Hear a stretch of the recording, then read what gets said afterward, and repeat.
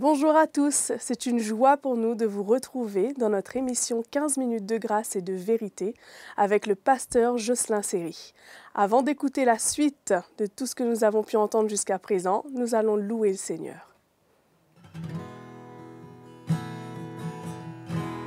Je te bénirai, Seigneur, je te bénirai, Seigneur. Avec un cœur reconnaissant, je te bénirai, Seigneur. Avec mes mains levées, ma bouche pleine de louanges, avec un cœur reconnaissant,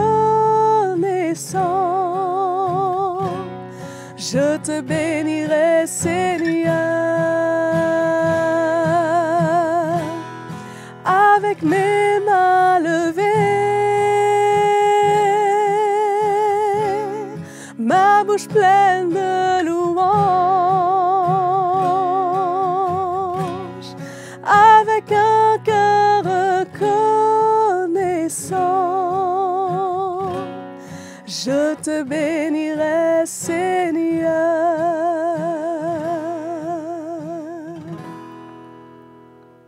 Voilà, on va écouter maintenant notre pasteur Jocelyn Seri. Bienvenue à vous tous les frères et sœurs dans cette session, une nouvelle session de 15 minutes de grâce et de vérité. Je me réjouis de pouvoir passer ce moment avec vous et de partager l'Évangile avec vous. Et c'est vraiment une joie et un privilège. Je veux remercier notre sœur Maëva pour le chant qu'elle vient de chanter, de nous avoir menés dans la louange avec un chant. Et c'est bon de toujours s'approcher du Seigneur en le louant. Et j'aimerais aller dans Éphésiens chapitre 6 et à partir du verset 10 pour vous parler d'un piège dans lequel nous pouvons facilement tomber et qui peut nous coûter cher à notre vie même de foyer, à notre vie sociale, notre vie de relation. Et nous allons lire cela et vous allez comprendre ce à quoi je veux en venir. Dans Éphésiens chapitre 6, le verset 10, l'apôtre Paul dit « Au reste, fortifiez-vous dans le Seigneur et par sa force toute puissante. Revêtez-vous de toutes les armes de Dieu afin de pouvoir tenir ferme contre les ruses du diable. » Donc, les ruses du diable, c'est pour nous faire tomber dans des pièges. Il faut bien, c'est très simple. La ruse de l'ennemi, elle se met en œuvre pour nous attaquer en nous faisant tomber dans des pièges. Donc, voilà que Paul exhorte à revêtir les armes de Dieu, toute l'armure de Dieu, à se fortifier afin de pouvoir tenir ferme contre les ruses du diable, c'est-à-dire ne pas tomber dans ces pièges. Et au verset 12, il nous dit « Car nous n'avons pas à lutter contre la chair et le sang. » Et c'est cela le piège que je veux partager avec vous. C'est le piège de lutter contre la chair et le sang.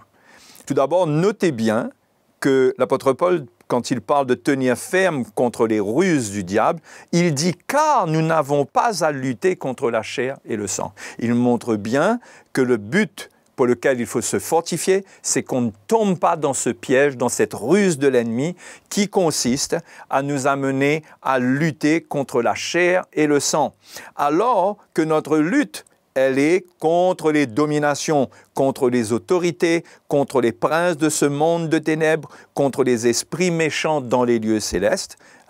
Donc, toutes ces puissances maléfiques sont à l'œuvre dans le monde spirituel. Ils préparent des pièges, amènent les chrétiens dans leur confusion et dans leur manque de lumière de l'Évangile lorsqu'ils ne sont pas fermes à être montés les uns contre les autres. Paul dit que notre combat est contre eux et non pas contre la chair et le sang. Cela ne veut pas dire que nous avons à mener un combat offensif contre eux, mais tout ce passage nous parle d'une résistance au diable. C'est pourquoi le verset 13 nous dit « Prenez toutes les armes de Dieu afin de pouvoir résister dans le mauvais jour et tenir ferme après avoir tout surmonté. » Donc il ne s'agit pas ici de grandes offensives spirituelles qu'on mène contre les puissances spirituelles de l'ennemi, mais il s'agit de se fortifier de manière à ne pas lutter contre la chair et le sang, à rester pur dans notre cœur et dans notre relation avec nos frères et sœurs, avec notre mari, avec notre femme, avec notre conjoint, on va voir que tout le contexte parle de ce qui se passe dans notre relation, aussi entre les parents et les enfants, de manière à ce que le diable ne trouve pas un accès si nous lui résistons avec l'Évangile en nous identifiant à l'Évangile, à la croix de Christ, nous allons opposer une résistance à laquelle l'ennemi ne peut résister lui-même. D'accord? Ok, donc c'est sans jouer sur les mots, mais c'est comme ça que ça vient de mon cœur. Alors, qu'est-ce qui se passe dans Éphésiens chapitre 6 lorsque Paul est amené à parler de se fortifier? Le contexte, il faut le regarder juste avant. Si on va dans Éphésiens chapitre 5 et le verset 20, on va commencer à lire au verset 20, l'apôtre Paul dit « Rendez continuellement grâce à Dieu le Père pour toutes choses au nom de notre Seigneur Jésus-Christ, vous soumettant les uns aux autres dans la crainte de Christ. » Vous voyez? Les relations qui amènent l'ordre, les relations d'ordre dans le royaume de Dieu, sont des relations de soumission parce que le royaume de Dieu est un royaume dans lequel il y a de l'ordre. Et partout où il doit y avoir la paix, partout où on veut que la justice et la paix règnent, il faut qu'il y ait de l'ordre. C'est pourquoi Paul parle de la soumission les uns par rapport aux autres dans la crainte de Christ. Parce que s'il n'y a pas cette soumission, nous pourrions voir des conséquences dans notre vie de destruction, de division, parce que après cela, il est parlé de la relation entre mari et femme. Le verset 22 nous dit « Femme, que chacune soit soumise à son mari ». Donc la soumission les uns aux autres, c'est pas que tout le monde est soumis à tout le monde. Il parle bien d'un ordre. Et là, il explique que les femmes doivent être soumises à leur mari comme au Seigneur, car le mari est le chef de la femme, comme Christ est le chef de l'Église qui est son corps et dont il est le sauveur. Or, de même que l'Église est soumise à Christ, les femmes aussi doivent l'être à leur mari en toutes choses. Et voilà quelque chose contre lequel le diable agit, c'est cet ordre, cette soumission. Donc, si l'ennemi arrive à monter une femme, à venir à faire d'elle quelqu'un qui vient lutter contre la chair de son mari et ne pas accepter de se soumettre et se lever en rébellion, eh bien voilà la lutte contre la chair et le sang dont il est question au chapitre 6 et qui est un piège de l'ennemi. C'est lorsqu'il n'y a pas de soumission, automatiquement, le diable va trouver un accès et cela va amener de la destruction. Il en est de même du mari. Pour le mari, l'apôtre Paul ne parle pas de soumission, mais il parle de l'amour qu'il doit avoir pour sa femme. Parce que Dieu ne donne pas de l'autorité dans son royaume pour détruire, pour dominer, pour écraser les autres, mais cette autorité doit être exercée comme Christ l'a exercé dans l'amour, c'est-à-dire en donnant notre vie pour l'autre. Donc l'autorité que Dieu donne ne donne pas le sentiment à ceux qui se soumettent qu'ils sont écrasés, qu'ils doivent se soumettre, qu'ils sont sous une loi qui les oppresse, mais tout cela s'exerce dans l'amour. Donc Paul dit au mari que chacun aime sa femme comme Christ a aimé l'Église et s'est livré lui-même pour elle afin de la sanctifier en la purifiant et en la lavant par l'eau de la parole. Donc, si je lis un petit peu plus devant, il dit c'est ainsi que le mari doit aimer sa femme comme son propre corps. Celui qui aime sa femme s'aime lui-même. Donc, la relation entre le mari et la femme, en ce qui concerne le mari, c'est de ne pas lutter contre la chair et le sang et d'exiger la soumission et d'écraser et de tyranniser son conjoint, mais c'est de donner sa vie pour que cette autorité soit accueillie comme une bénédiction du Seigneur. Et dans ce rapport, il n'y a pas de lutte contre la chair et le sang, mais il y aura une acceptation dans l'amour du plan de Dieu. Paul parle de la même chose en ce qui concerne les enfants. Dans Éphésiens chapitre 6, juste après, au verset 1, il dit « Enfants, obéissez à vos parents selon le Seigneur ». C'est-à-dire que le modèle d'obéissance que les enfants doivent avoir, c'est le Seigneur lui-même qui a été soumis à son Père céleste. Donc les enfants doivent avoir la même attitude d'obéissance, car cela est juste. Honore ton père et ta mère, c'est le premier commandement avec une promesse, afin que tu sois heureux et que tu vives longtemps sur la terre. C'est-à-dire, en ayant cette attitude de soumission et d'obéissance, le diable ne va pas venir interférer dans ta vie. Tu ne sèmeras pas de mauvaises choses pour ensuite récolter des choses terribles. Mais dans cette soumission, tu vas semer ce qui est bon pour ta vie et le Seigneur va prendre soin de toi et tu vas aimer la vie selon le commandement, tu seras heureux et tu vivras longtemps sur la terre. Maintenant, toujours pareil, de l'autre côté, l'autorité des parents, et Paul relève l'autorité des pères par rapport aux enfants, c'est la même chose. Si les enfants se soumettent, les pères doivent faire attention. Il dit, et vous, pères, n'irritez pas vos enfants.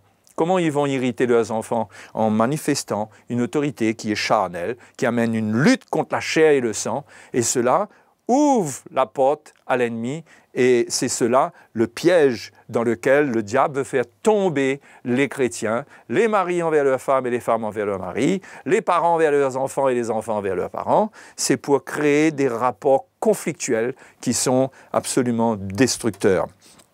Donc, les pères, n'irritez pas vos enfants, mais élevez-les en les corrigeant et en les instruisant selon le Seigneur. Le modèle est toujours le Seigneur.